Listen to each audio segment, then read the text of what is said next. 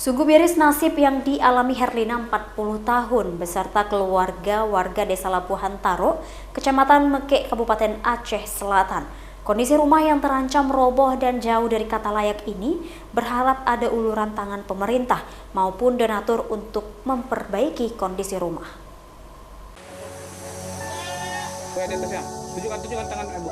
Beginilah kondisi tempat tinggal rumah Herlina beserta keluarganya warga Desa Labuhan Taro, Kecamatan Mekek, Kabupaten Aceh Selatan. Kondisi rumahnya yang tak layak huni dengan dinding papan serta atap rumah yang terbuat dari rumbia ini pun bocor di sejumlah tempat. Di tengah sulitnya ekonomi, ibu satu anak ini berharap ada uluran tangan pemerintah dan donatur untuk memperbaiki kondisi rumah yang jauh dari kata layak. Kondisi rumah yang memprihatinkan ini membuat Herlina beserta keluarganya gelisah terlebih di saat hujan dan kencangnya angin. Pasalnya hampir semua tiang rumah sudah lapuk dan keropos dimakan usia. Untuk saat ini mereka terpaksa menumpang di rumah orang tuanya karena tak ada biaya untuk memperbaiki rumah. Sementara itu suaminya hanya bekerja sebagai kuli batu yang sekarang dalam keadaan sakit karena matanya terkena serpihan batu saat bekerja.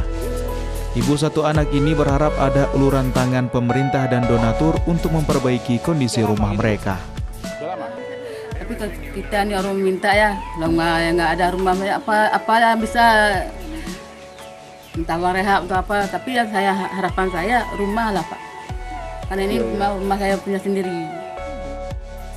Terkait persoalan ini, Camat Mekek Tahta menyampaikan pihaknya akan melakukan koordinasi dengan pihak terkait. Untuk lebih lanjut, saya akan koordinasi dengan kecil setempat dan juga akan berkonsultasi dengan pihak Baitul Mal Aceh Selatan.